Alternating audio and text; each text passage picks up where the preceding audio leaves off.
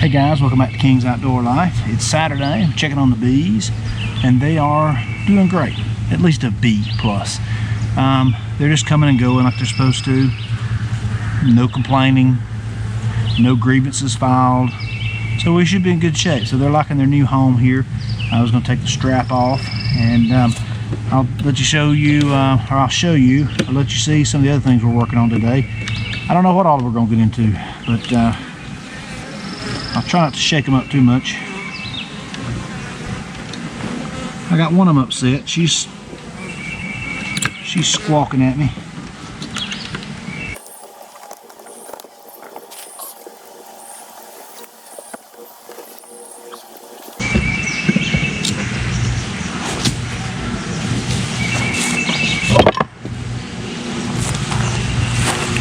Alright, so I got that off.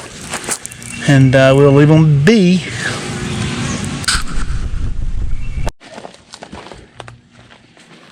So this swing here was on the front porch and has been for years. It's in good shape. It's been painted no telling how many times. So we're going to paint it again. We're going to prime it first. And I've got this sprayer I've been spraying the cabinets with and stuff. So we'll see how it goes. I've learned it's kind of trial and error. You get a different thickness of paint every time. You got to just kind of play with it and see how it does. I might start on the back. Start on the back and adjust, right? Tip number one, plug in your extension cord if you expect anything plugged in to the extension cord to work. Alright, so once I got the extension cord plugged in, it's a matter of trial and error. The paint was a little thicker than I'd been spraying, so I had to change my settings a little bit there. I've sprayed the boat. I don't know if we got any video of that or not. I've sprayed all the laundry room cabinets with this sprayer, and I've been piddling and fiddling around with it for a few weeks here, so I've about figured out kind of the nuances of it. It's really handy. I don't know the name brand or anything. I bought it from my mom, but it's been really handy to do these kind of things with, and I've enjoyed it. So here, I'm got to clean this off a little bit, right? I didn't go to any great lengths to clean it off, but enough that when the blower from the sprayer is blowing out that air, it'll blow off that. So anyway, so I was spraying this, and it went pretty smoothly. Give you a close-up view here. You can see the pattern depends upon how far away from the object you're spraying this. You can get close, and it's going to be a very tight pattern. You get further away, and it's going to be a wider pattern. You can also change the nozzle to make it spray vertical or horizontal. And you can see here I'm going up and down, and because the pattern is horizontal here. So you go, just keep it moving. That's the key, is to keep moving. Don't ever stop, or it'll clump up and kind of pile the paint up and cause it to run a little bit. So back and forth, keep moving. Goes pretty smooth. So spraying wicker like this, I learned too, you've got to try to spray it from all directions to get the paint up in those holes. So I'll spare you the amount of times I went over this swing. I went over it several times to get all the way in every hole.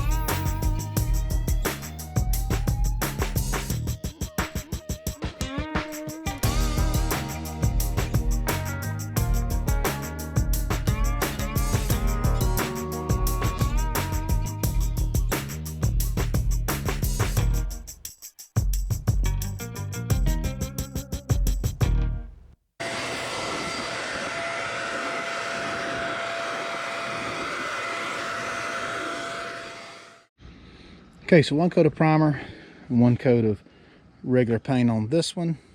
Remember, it was brown. It was on the front porch. It was too wide for the spot it was in. We're gonna create a new home for it on the back porch somewhere. This one is an extra special swing that's solid white. It's been in the sunroom, and Nana Kay rocked all the babies in this one, so we've got to keep it, but we got to change its color to this. I don't know what color you call it. It's kind of a off-white maybe. So it's an easier paint to go from white to an off-white and then brown. So we're just going straight to the paint here.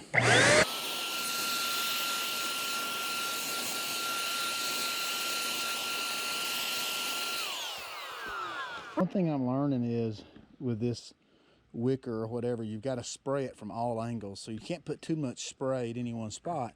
You got to change your angle up and spray it at different angles. Oh, those are little tags from where I guess the price tag was on it years ago or something. I need to snip those off. And I got it sitting on an old bee box I made. See the little nozzle there? You got to make sure that nozzle stays clear. Every so often you have to stop and clean that off.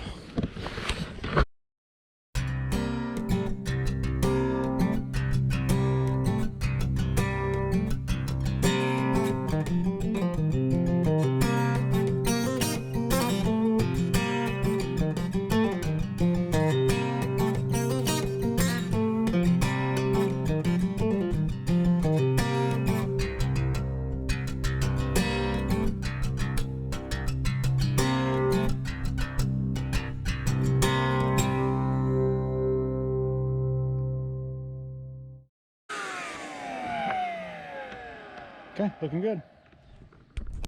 So good news and better news. Quick update here from the investment property. If you remember these gates that I built, Lawson and I built, well, if you don't remember, go back and look at my first few videos and you'll see us building these gates and hanging these gates. Well, the good news is I sold this investment property. The better news is I asked the developer who bought it, hey, are you going to use those gates? If not, can I take them down? Because I spent countless hours on them. And he said, yeah, sure, I'd love for you to get them. So I'm here today getting them. I got that one off. And this one's being stubborn. So I'm thinking what I can do to get it off. And I found my jack for my tandem axle trailer is in the back of the truck. I'll see if I can't maybe somehow use it to jack up this one to break it free. Once it gets broken free, it'll come off, but it's stuck right now. Most of the struggle here is because you can't spin the handle all the way around the way you normally would when you're jacking up a trailer. So what I'm having to do is have to turn it halfway and then flip it over, turn it as far as I could, flip it over, turn it as far as I could, flip it over, and go like that. But if you'll notice here, I'm putting that brick on top of where the jack attached to the trailer and getting it up under the wood.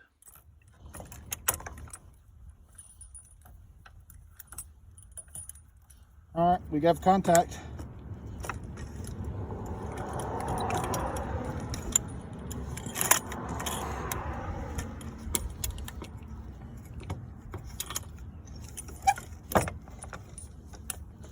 Oh, it slipped up under it.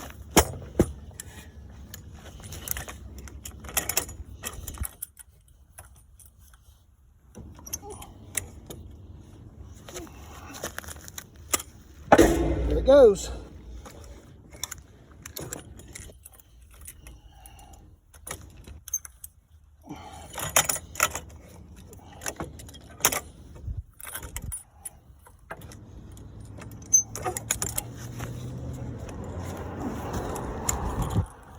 Hope people driving by don't think I'm stealing them.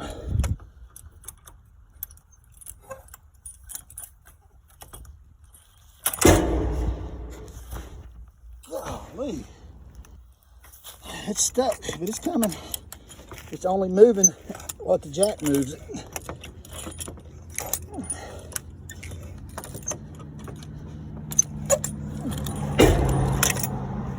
They didn't teach us video editing in MacBooks in business school, but I'm learning. Here you can see how much I was able to jack up the gate to get it off this bottom hardware.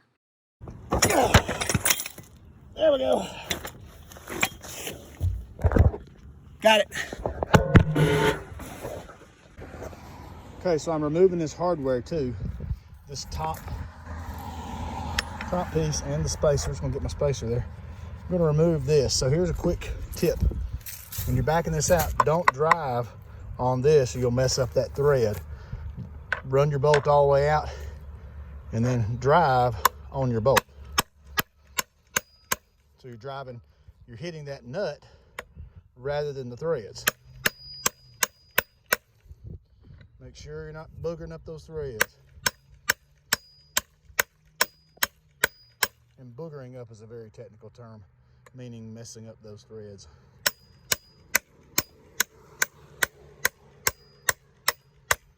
There we go. And we'll pull it out.